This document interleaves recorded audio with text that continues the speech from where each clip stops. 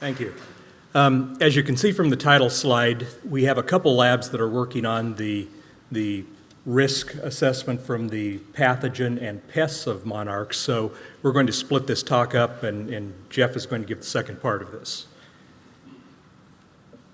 So our group has really been looking mostly at pathogens, but we've been looking at some other predators that do attack the monarch. And so our group includes myself. Tamara Cook is actually my wife, but she's also a professor of biology who is an expert in Gregorin protozoans, which we're going to talk about, and Will Godwin is another entomologist. And so I don't do this again. Which button is this? Got it. Thanks. So our main focus has been on OE, and this is a Gregorin parasite that serves as really probably the major pathogen of monarchs. And what you see in the picture is on the top is a series of monarchs, caterpillar, pupae, and then the wings of an adult, and on the bottom the same thing, except you can see that there is a difference between these. And obviously, just look at the pupae, the two of those, and those are both monarch pupae, but you can see that something's different there. And the difference is the one on top is actually infected with OE. In fact, it's infected fairly heavily, and the one on the bottom is not. And so one of our big questions was, what effect is this having, and what's going on here? And it turns out that OE in different stages of the monarch really is found in different places and acts differently. So in the larvae ingest the spores off of plants, off of milkweed, that have been deposited there by the adults when they're laying eggs, presumably, or getting nectars. And what happens after they're ingested is they move to the hypodermal cells. What's really happening, though, is that these caterpillars are getting small dosages, really. And so there isn't a very heavy infection at this stage. And from what we see, it doesn't appear that it's having a lot of effect on the caterpillars themselves. So we're not seeing any lethal doses in this.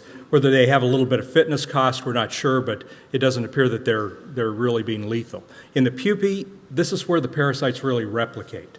So they go through a series of replications, and they go from very small numbers to extremely large numbers at this stage. However, it doesn't appear that, again, the Gregorins themselves are having a lot of lethal effects to the pupae at this stage. When we do see lethal effects, it's accompanied by bacterial infections also. And we don't know if the pathogen maybe weakens the pupae a little, allows the bacteria to move in. We haven't sorted out that whole story yet. The adult emerges, and it's covered with spores. And the amount of spores can be giant, and you can see in the picture, this is the way we sample the adults. We don't have to kill the adults. You put a little bit of Scotch tape on, and you can go back and see if they have spores or not.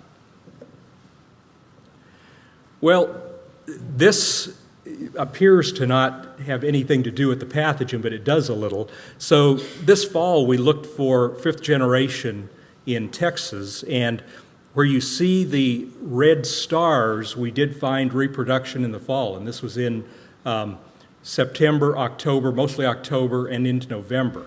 And so you can see that we did have fall reproduction all through the eastern part of Texas, and then you're probably wondering why we have different colors. Well, the red stars were found at native milkweeds, and the yellow star was a tropical milkweed that has been planted as an ornamental.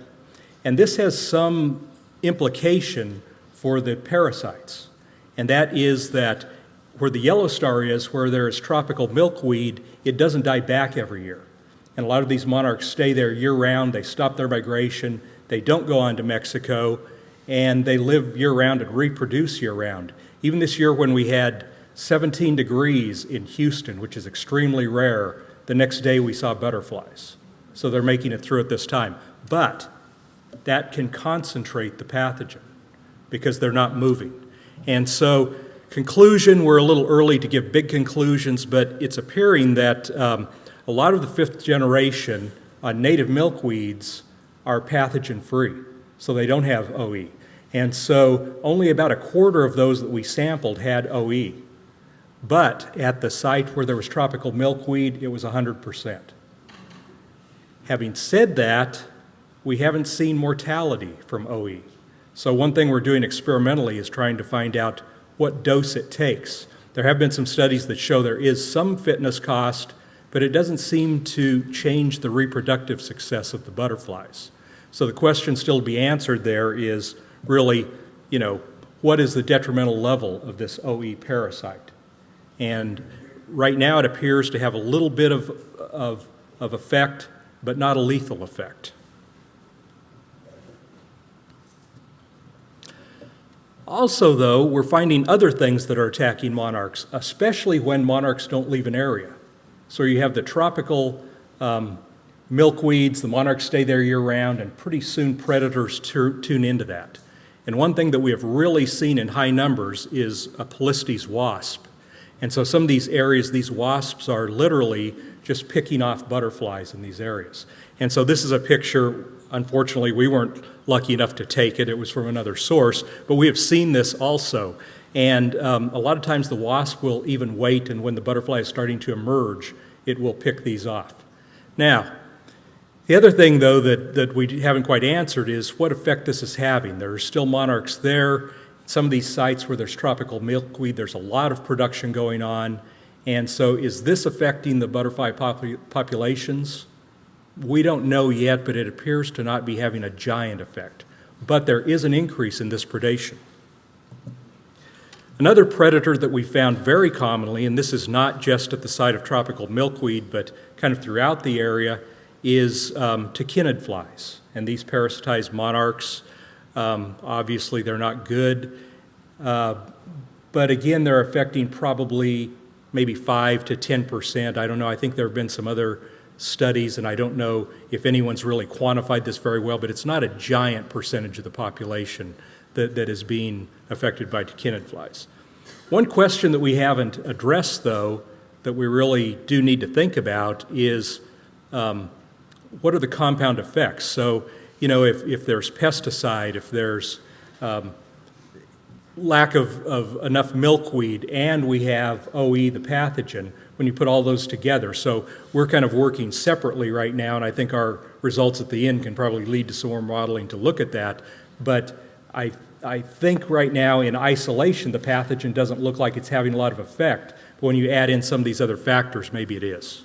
And so we still need to answer that. And so I'm going to stop with that and turn this over to, I'll let Carrie announce Jeff.